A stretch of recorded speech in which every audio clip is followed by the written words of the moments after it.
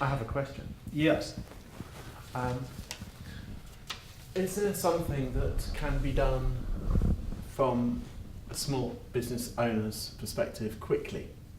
In other words, is there a way where, in effect, I can look at this formula and do something reasonably quickly for my business tomorrow? Could, yes, as a small business owner, you're in control of your business. So I was with a company last week, which is an online company in interim management. They call themselves a relatively small company. I mean, it could be a small department of a big company. Yeah. And we very quickly identified how he could understand a bit more about this in order to go out to market and try and get some new customers. So you're suggesting that actually spending the time to think through these elements and apply it to your day-to-day business in itself will reveal answers?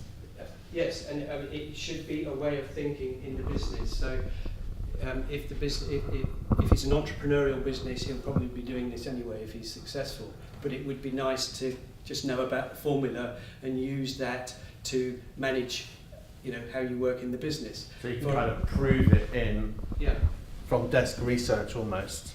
Yeah. And then from there, if you find that it's been useful to you, you can elevate it. Absolutely. If you're a marketing director, there's no reason why you couldn't brief your reports to work in this system, because the whole point is that your marketing is accountable within these silos. There is a third one, which is transactional value. A new formula. Well, I could do MS equals P times RP times TV, right. But that depends on the market that you're in. So what it is about transactional value, what can you do to get because there's only three ways you can increase business. You can have more customers, more frequency from your current customers, or they pay more for your product. Now, online businesses like Amazon, you've seen it's come out now over the last few years. If you buy something from Amazon, you immediately get an auto email which says, loads of people who've bought this like you also bought this. Yes. So they're trying to increase that transaction at that point in time. And it's all about cross-purchase, trying to say, if you buy that, you get that, and that half price. All the supermarkets do that, for example. So there's all those tricks, but at the end of the day, it still falls within these two key silos, which is, these are your new customers and these are your current ones. And out of all the population out there, what are you really doing that is accountable to? So I'm spending shareholder funds, I'm spending investor funds. So what am I doing that's accountable to build my business like that? Just share a simple formula with you. How do you deal with nowadays it seems customers aren't very loyal generally. Yes. Every time they go to buy something, they look at alternatives. Yes. You go to Tesco's one week and Sainsbury's another week and somebody else the next week. And because they don't see any difference, the main difference, and the trouble is, a lot of companies now, they try to get you in the door with giving you a good service or a good offer, which then drops off immediately. Yes. The price goes up and the service goes down. And that's something that a lot of customers have learned that's happening, and that's why they don't stay with it. It's lazy to stay with one company and keep ordering again and again from the same company, because you're thinking, well, maybe I could get a better deal someplace else. People will always do that, and the internet helps them. But that is why the database is very important.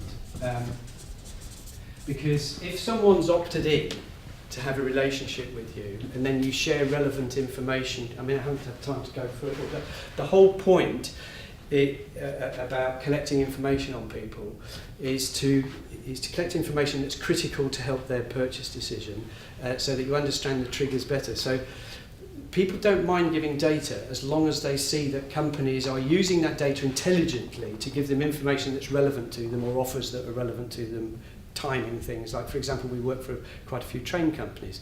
So it might sound boring, but if there are engineering works coming up, it's good to let them know in advance. So we've heard this phrase, give as gain. I say the more you can give to the people on your database, the more likely they are to maybe choose you next time. But there's no guarantee. But that's why a database is so important.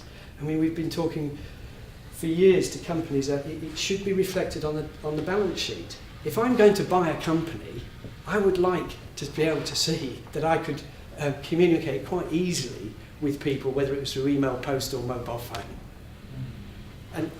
And databases are not a balance sheet IP asset. Are they? Or are they? Your bankers, aren't they? Yeah, they should be. They should be. And so we try to talk about that in simple language. The systems buyable online through davidsmartermarketingformula.com. It's 100 pages of A4. It's absolutely a toolbox. I mean, David said to me, "What is it? A book?" About no, it's not a book because it's a manual. It's, you know, when you buy, if you like do your own car service in the old days, you have a manual. You do it. It's like that. It tells you what to do, and there's loads of appendices in it that that tell you how to do the constituent elements of each of those 6 steps. I'm just surprised we haven't sold tens of thousands of them already, to China and get them to leapfrog the Western systems. But that's why you're involved. Yeah.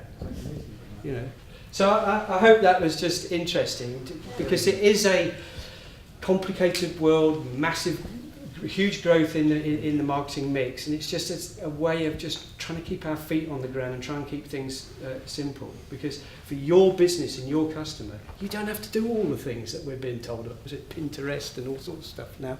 Yeah, you've got to choose what's right for your business, but it's increasingly difficult to accommodate, and everybody's ringing you up. Don't people ring you up every day saying, "I've got the next best product"?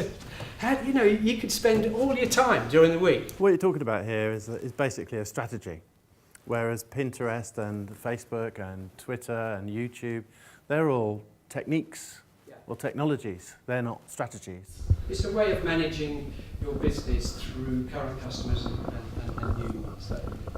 That's all. And I think the more complicated business gets, the more relevant it is. Well, it's definitely, all business is a people business. Thank you very much.